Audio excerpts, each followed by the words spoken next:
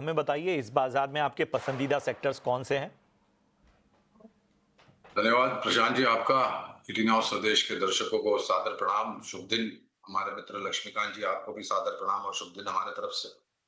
एक छोटा डिस्क्लोजर अनिवार्य होगा पहले ही दे देना कि जो भी निवेश लायक रणनीति आज दोपहर इस कार्यक्रम में रखेंगे, ये हमारे बुनियादी तर्क के आधार पर फंडामेंटल रिसर्च टीम की राय है।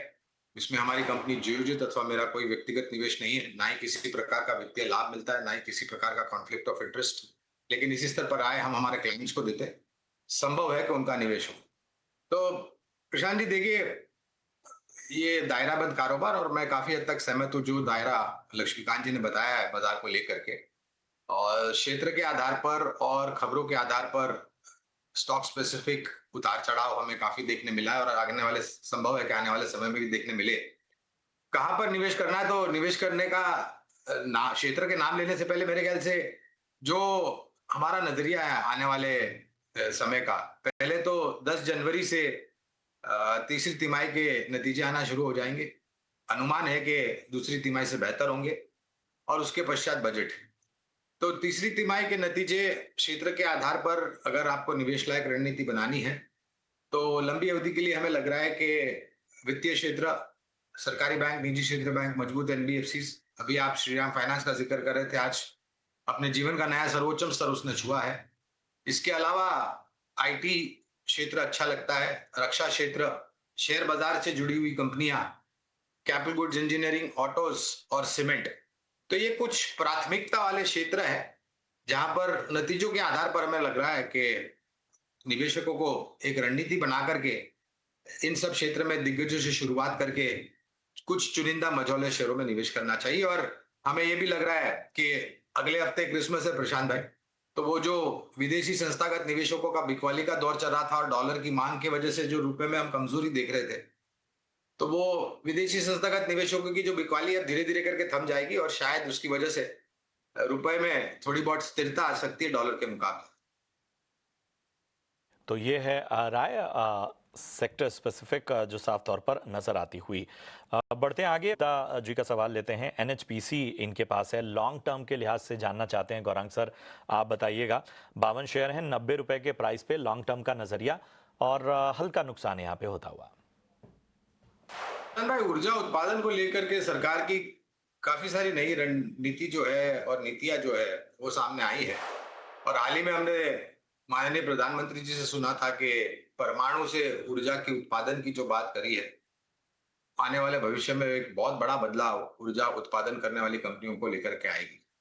अब ये क्षेत्र पसंद आता है। दुर्भाग्य है कि हमारी खरीदारी की राय एनएचपीसी पर नहीं है, लेकिन कुछ स्पष्टीकरण दे देता हूं जिससे शायद थोड़ी बहुत सहायता हो जाए दर्शक मित्र को और निवेशक को। तो एक तो सरकारी कंपनी एनएचपीसी और एसजेवीएन, ये दोनों ही बराबरी की कंपनियां हैं। काफी लंबे समय से 30-35 रुपए के पास से बाहर निकल करके इन्होंने ऊपरी तरफ का दायरा तय किया। 125-130 के भी पार गया था एक समय पर और बाद में बिकवाली का दौर बाजार में आया और इस स्टॉक पर भी दबाव आया। ऊर्जा की जरूरत आने वाले भविष्य में बहुत बढ़ सकती है, जिस प्रकार से सरकार की योजनाएं हैं और खपत भी निजी तौर पर अगर आप देखने जाए तो वो भी ऊपर की तरफ जा सकती है।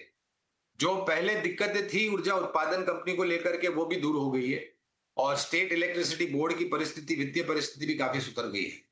एक सक्षम और मजबूत कंपनी है। विशेष रूप में तो टिप्पणी नहीं करूंगा क्योंकि फंडामेंटल राय नहीं है, हमारी बुनियादी तर्क के आधार पर राय नहीं है। इनके ऊपर निर्भर है ये किस प्रकार की रणनीति बनाते हैं। चलिए, अगला सवाल राकेश का है। एचडीएफसी बैंक है इनके पास, 140 शेयर और 1005 के स्तर पे इन्होंने गौरांग सर खरीदारी की है। लॉन्ग टर्म का नजरिया जानना चाहते हैं। पसंद दिग्गज निजी क्षेत्र की एचडीएफसी बैंक। और जो राय में अभी वित्तीय क्षेत्र को लेकर के बात कर रहा था प्रशांत भाई, देखिए हमारे भारतवर्ष में तो काफी समय पहले ही ब्याज दरों में कटौती का सिलसिला शुरू हो गया था और कुल मिलाकर के इस वर्ष मेरे ख्याल से आरबीआई ने 1.25% की कटौती ब्याज दरों में की है। अब अनुमान ये है कि संभवतः आगे जाते हुए ब्याज दरों में कटौती नए वित्तीय वर्ष में यानी कि 1 अप्रैल 2026 के बाद देखने मिलेगी, बशर्ते तरह के बहुत सारे जो डेटा पॉइंट्स है महंगाई दर को लेकर के, विकास दर को लेकर के, अगर वो सकारात्मक आए तो शायद एक कटौती आपको जल्द अगले वर्ष में देखने मिल सकती है, जनवरी, फरवरी, मार्च, अन्यथा अप्रैल में। ऋण की मांग बढ़ रही है, जिससे लोन बुक ग्रोथ होगी। एसेट क्वालिटी दोनों ही तरफ नीचे आ रही है, नेट और ग्रॉस, और उसकी वजह से प्रोविजनिंग राइट बैक्स हो रही है। मार्जिन इनके बेहतर हो रहे हैं। कॉस्ट ऑफ लैंडिंग बोरोइंग को देखते हैं तो वहां पर भी संतुलन बना हुआ है। लंबी अवधि के नजरिए से हमारी रिसर्च टीम की तरफ से खरीदारी करने की और बने रहने की राय है। मैं तो शायद इनको ये भी कहूंगा कि अगर इनके पास निवेश लायक पूंजी है और इस उतार चढ़ाव के बाजार में अगर 950 के आसपास एचडीएफसी का बैंक का शेयर आ जाता है तो ये नया जोड़ भी सकते हैं, अगर इनके पास निवेश लायक पूंजी है लंबी अवधि के लिए। राय आपको एचडीएफसी बैंक पर मिलती हुई आते हैं। और टाटा मोटर्स पैसेंजर्स व्हीकल्स पर इनका सवाल है। 758 रुपए के भाव पे इन्होंने खरीदारी की हुई है। 758। गौरांग सर, अच्छा खासा नुकसान, बताइए क्या राय होगी टाटा मोटर्स पीवी पे? प्रशांत भाई, नुकसान नहीं हो रहा है। क्यों? क्योंकि इनकी जो खरीदारी का स्तर है ये विभाजन के पहले का स्तर है। जी जी जी। विभाजन के पश्चात दो गुट में हिस्से बढ़ गई है, टाटा मोटर पीवी और टाटा मोटर सीवी। तो मैं हिना जी को नम्र विनती करूंगा कि आप अपना जो भाव है खरीद का वो ठीक कर लें। समीकरण करेंगे तो नुकसान इतना नहीं हो रहा है जितना दिख रहा है हमें और आपको। जब ये विभाजन नहीं हुआ था प्रशांत भाई, उसके पहले एकजुट कंपनी में हमारी खरीदारी की राय थी। हाल ही में विभाजन हुआ है तो हमारी रिसर्च टीम इसका फिर से मुआयना कर रही है दो हिस्सों में, टाटा मोटर पीवी और टाटा मोटर सीवी। तो अंडर रिव्यू है, और अंडर रिव्यू होने के कारण मैं विशेष रूप में तो टिप्पणी नहीं करूंगा। लेकिन हिना जी को मैं इतना बताना बिल्कुल चाहूंगा कि एक सक्षम कंपनी है, मजबूत सक्षम ग्रुप से आ रही है। जीएलआर के कारोबार को लेकर के पिछले कुछ तिमाहियों में दिक्कत थी, मार्जिन दबाव में थे, और वो जो साइबर अटैक हुआ था जेएलआर के कारोबार को, उसको लेकर के भी थोड़ी बहुत अनिश्चितता का वातावरण थे। लेकिन संभवतापूर्ण जो ऑटो क्षेत्र पर रुझान है उसको देखते हुए हमें लग रहा है कि ये एक सक्षम और मजबूत कंपनियां हैं, दोनों ही टाटा मोटर पीवी और सीवी। दोनों पर विशेष रूप में टिप्पणी नहीं करूंगा क्योंकि जैसे मैंने कहा अंडर रिव्यू है। तो अ, मेरे ख्याल से थोड़ा आपको समय देना चाहिए। मैं ये मानता हूं कि ऑटो क्षेत्र में बहुत बेहतरीन तरीके से आपको बदलाव आता हुआ दिखेगा, और योगदान जेएलआर की तरफ से भी आपको आने वाले भविष्य में आता हुआ दिखेगा। इन सवालों को आज हम अपनी राय बताएं। आपका स्टॉक? प्रशांत भाई, लंबी अवधि के लिए बुनियादी दर के आधार पर दो विकल्प चुने हैं। एक है सरकारी बैंक, बैंक ऑफ बड़ौदा।